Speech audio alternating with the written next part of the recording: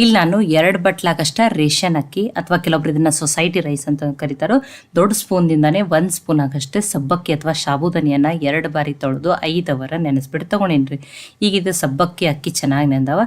ಇಲ್ಲಾಂದ್ರೆ ಇನ್ನೊಂಥರ ದೋಸೆ ಅಕ್ಕಿ ಸಿಗ್ತದಲ್ಲ, ಅದನ್ನಾದ್ರೂ ನೀವೇನು ಮಾಡ್ಬೋದು ತಗೋಬೋದು. ಈಗ ಇದನ್ನ ಮಿಕ್ಸಿ ಜಾರಿಗೆ ಹಾಕೋತೀನಿ ರೀ. ಒಂದು ಅರ್ಧನೇ ಮಿಕ್ಸಿ ಜಾರಿಗೆ ಹಾಕೋತೀನಿ ಫಸ್ಟ್. ನೋಡಿ ಯಾವ ಬಟ್ಲೆ ಅಕ್ಕಿ ತೊಗೊಂಡಿದ್ದೀರಿ ಅದರಲ್ಲೇ 1 ಬಟ್ಲಾಗಷ್ಟ ಫ್ರೆಶ್ ಆಗಿರೋ ಕೊಬ್ಬರಿಯನ್ನು ಸಣ್ಣ ಸಣ್ಣ ಪೀಸಾಗಿ ಕಟ್ ಮಾಡಿ ಹಾಕಿದ್ದೀನಿ. ನೀವು ತುರಿದ್ಬಿಟ್ಟು ಹಾಕೋಬೋದು. ಹಿಂದಿನ ಸಿಪ್ಪೆಯನ್ನು ತೆಗೆದ್ಬಿಟ್ಟು ಹಾಕಿದ್ದೀನಿ ರೀ. ನಾನಿವತ್ತು ಈ ಫ್ರೆಶ್ ಕೊಬ್ಬರಿ ಅಥವಾ ಕೊಬ್ಬರಿ ದೋಸೆಯನ್ನು ಮಾಡಿ ತೋರಿಸ್ತಾ ಇದ್ದೀನಿ. ಈಗ ಇದನ್ನು ಫಸ್ಟ್ ಹಾಗೆ ಗ್ರೈಂಡ್ ಮಾಡಿಕೊಂಡು ಆಮೇಲೆ ನೀರನ್ನು ಹಾಕೊಂಡ್ಬಿಟ್ಟು ದೋಸೆ ಹಿಟ್ಟಿನ ಹದಕ್ಕೆ ರುಬ್ಕೊಂಡು ತೊಗೊಂಡಿದ್ದೀನಿ ನೋಡಿರಿ. ಫಸ್ಟನ್ನು ನೀರು ಹಾಕಿ ರುಬ್ಕೊಂಡು ಬಂದರೆ ಏನು ಮಾಡ್ತಾವ್ರಿ, ಚಿಕ್ಕ ಚಿಕ್ಕ ಆ ಕೊಬ್ಬರಿ ಪೀಸ್ಗಳು ಹಾಗೆ ಉಳಿತಾವೆ. ಅದನ್ನು ಅದಕ್ಕೆ ಗ್ರೈಂಡ್ ಮಾಡಿಕೊಂಡು ಆಮೇಲೆ ನೀರು ಹಾಕಿ ನುಣ್ಣಗೆ ರುಬ್ಕೊಂಡು ತೊಗೊಂಡಿನಿ. ಈಗ ಉಳಿದಿರೋದನ್ನು ಹಾಕ್ತಾ ಇದ್ದೀನಿ ನೋಡಿ. ಅರ್ಧ ಏನು ಉಳಿದಿತ್ತಲ್ರಿ ಅದನ್ನು ಮಿಕ್ಸಿಗೆ ಹಾಕಿ ಯಾವ ಬಟ್ಲೆ ಅಕ್ಕಿ ಹಾಕಿನ ಅದರಲ್ಲೇ 2 ಬಟ್ಲಾಗಷ್ಟು ಮಾಡಿ ಇಟ್ಕೊಂಡಿರುವಂಥ ಅನ್ನವನ್ನು ಹಾಕ್ತಾ ಇದ್ದೀನಿ ರೀ ನಾನು. ನೋಡಿ ಇದನ್ನು ಏನು ಮಾಡ್ತೀನಿ ರೀ, ನುಣ್ಣಗೆ ರುಬ್ಕೊಂಡು ತೊಗೋತೀನಿ. ಇದು ಮಿಕ್ಸಿ ಜಾರ್ನಲ್ಲಿ ಜಾಸ್ತಿ ಆಗ್ಯದ್ರಿ, ಅದಕ್ಕೊಂದು ಸ್ವಲ್ಪ ತೆಗೆದು ನೀರು ಹಾಕ್ಕೊಂಡು ರುಬ್ಕೊಂಡು ಇನ್ನೊಂದು ಸ್ವಲ್ಪ ಮತ್ತು ಹಾಕ್ಕೊಂಡು ಹಾಕ್ತಾಯಿದ್ದೀನಿ ನೋಡಿ.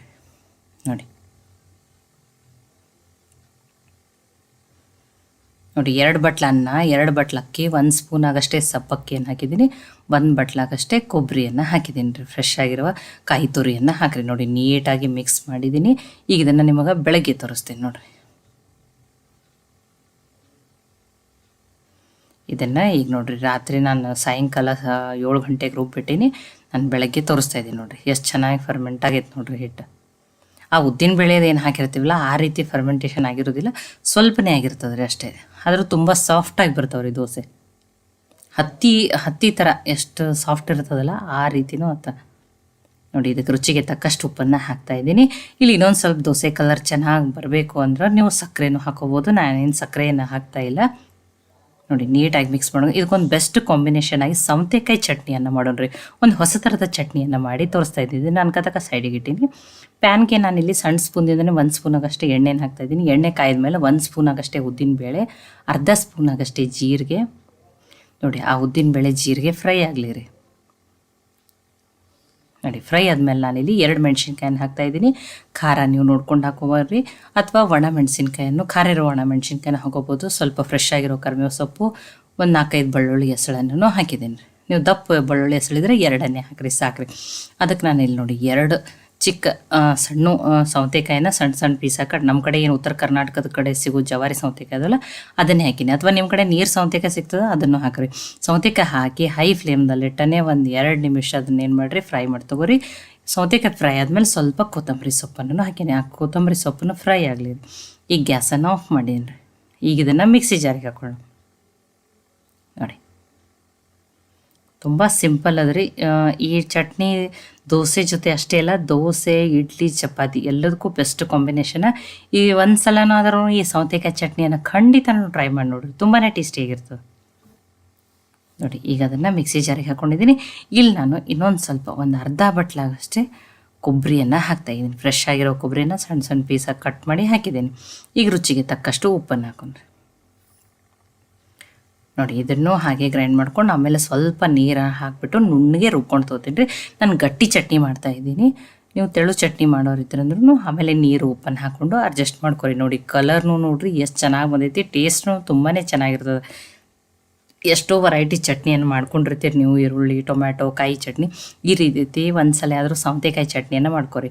ಇದಕ್ಕೆ ಒಗ್ಗರಣೆಗೆ ಎಣ್ಣೆ, ಸಾಸಿವೆ, ಜೀರಿಗೆ, ಉದ್ದಿನಬೇಳೆ, ಕಡಲೆಬೇಳೆ, ಕರಿಬೇವು ಸೊಪ್ಪಿನ ಒಗ್ಗರಣೆಯನ್ನು ಹಾಕಿದ್ದೀನಿ ರೀ. ಒಗ್ಗರಣೆ ಆಪ್ಷನ್. ನಾನು ಗಟ್ಟಿ ಚಟ್ನಿ ಮಾಡಿದ್ದೀನಿ. ತೆಳು ಚಟ್ನಿ ಬೇಕಂದ್ರೆ ನೀವು ನೀರು ಉಪ್ಪನ್ನು ಹಾಕ್ಕೊಂಡು ಅಡ್ಜಸ್ಟ್ ಮಾಡ್ಕೊರಿ.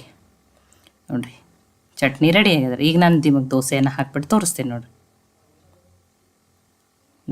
ತುಂಬ ನೀರು ಹಾಕ್ಕೊಂಡು ರುಬ್ಕೊಳ್ತು ಬಿಡಬೇಡ್ರಿ, ಸ್ವಲ್ಪ ಇದೇ ರೀತಿಯೇ ಇರಬೇಕು. ಈಗ ನೋಡಿ ನಾನು ಇದೇ ತವೆಯಲ್ಲೇ ಹಾಕ್ತಾಯಿದ್ದೀನಿ. ನಾನೇನಿಲ್ಲ ನಾನ್ ಸ್ಟಿಕ್ ತವೆಯನ್ನೇನು ಬಳಸ್ತಾ ಇಲ್ಲ.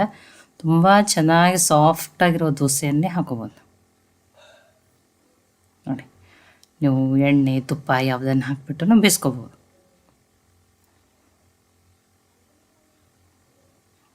ನೋಡಿ. ಎಷ್ಟು ದೋಸೆ ತೂತಾಗಿ ಎಷ್ಟು ಚೆನ್ನಾಗಿ ದೋಸೆ ಬಂದದ್ದು ನೋಡಿರಿ. ನೋಡಿ ತಿರುವೇನು ಬೇಯಿಸ್ಕೋಬೇಕತ್ತೇನಿಲ್ಲ ನೋಡಿರಿ. ಸಾಫ್ಟಾಗಿರುವ ತೆಂಗಿನಕಾಯಿ ಅಥವಾ ಕೊಬ್ಬರಿ ದೋಸೆ ನೋಡಿ, ಕೊಕೊನಟ್ ದೋಸೆ ರೆಡಿ ಆಗ್ಯದ್ರಿ. ನೋಡಿ ಇನ್ನೊಂದನ್ನು ಹಾಕಿ ತೋರಿಸ್ತೀನಿ ನೋಡ್ರಿ. ನೋಡಿ ಒಬ್ರಿಗೆ ಏನಾಗ್ತದೆ, ಅದು ಉದ್ದಿನಬೇಳೆ ಕಡಲೆಬೇಳೆ ಹಾಕಿ ದೋಸೆ ಮಾಡಿರ್ತೀವಲ್ಲ, ಅದು ಜಾಸ್ತಿ ಅವಲಕ್ಕಿ ಅದು ಹಾಕಿ ಜಾಸ್ತಿ ಫರ್ಮೆಂಟೇಷನ್ ಆಗಿ ಒಬ್ಬರಿಗೆ ಅದರಿಂದ ಆ್ಯಸಿಡಿಟಿ ಆಗ್ತದೆ ರೀ. ಬಟ್ ಈ ತೆಂಗಿನಕಾಯಿ ಅಥವಾ ಕೊಬ್ಬರಿ ದೋಸೆ ಅಂತೂ ತುಂಬಾ ಟೇಸ್ಟಿಯಾಗಿರ್ತದೆ ರೀ, ತುಂಬಾ ಸಾಫ್ಟಾಗಿರ್ತದೆ. ಚಿಕ್ಕ ಮಕ್ಕಳು ಹಿಡ್ಕೊಂಡು ವಯಸ್ಸಾದವ್ರಿಗೂ ಎಲ್ಲರಿಗೂ, ಕೆಲವರಿಗಂತೂ ಆ್ಯಸಿಡಿಟಿ ಪ್ರಾಬ್ಲಮ್ ಇರ್ತದೆ, ಅವ್ರು ಈ ರೀತಿ ದೋಸೆಯನ್ನು ಮಾಡ್ಕೊಂಡು ತಿನ್ಬೋದು ನೋಡಿರಿ. ನೋಡಿ 2 ದೋಸೆಯನ್ನು ಹಾಕಿ ತೋರಿಸಿದ್ದೀನಿ. ನಿಮಗೆ ನಾನ್ ಸ್ಟಿಕ್ ತವೆನೇ ಬೇಕತ್ತೇನಿಲ್ಲ, ಈ ಕಬ್ಬಿಣ ತವೆ ಒಳಗೇ ನೀವು ಮಾಡ್ಕೋಬೋದು. ನೋಡಿ ಈಗ ಸರ್ವ್ ಮಾಡೋಣ ಬರ್ರಿ. ನಾನು ಇನ್ನೊಂದು ದೋಸೆಯನ್ನು ಹಾಕ್ಕೊಂಡಿದ್ದೀನಿ, ನಿಮಗೆ 2 ದೋಸೆಯನ್ನು ಹಾಕಿ ತೋರಿಸಿದ್ದೀನಿ. ನೋಡಿ ಹೋಳಿಗೆ ಥರ ಬಂದವು ನೋಡಿರಿ, ಅಷ್ಟು ಸಾಫ್ಟಾಗಿ ಬಂದವು ದೋಸೆ. ನೋಡಿ ಸಾಫ್ಟದ್ದು ಇಡೀ ದಿನ ಇಟ್ಟರೂ ಇಷ್ಟೇ ಸಾಫ್ಟ್ ಇರ್ತಾವ್ರಿ ಇವು ದೋಸೆ.